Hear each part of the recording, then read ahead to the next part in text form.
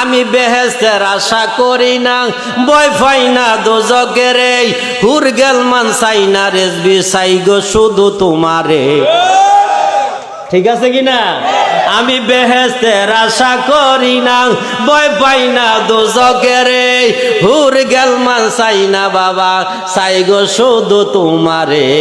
ওহো বাবা রেজবি সাহা তুমি ভক্তের নয়ন মণি,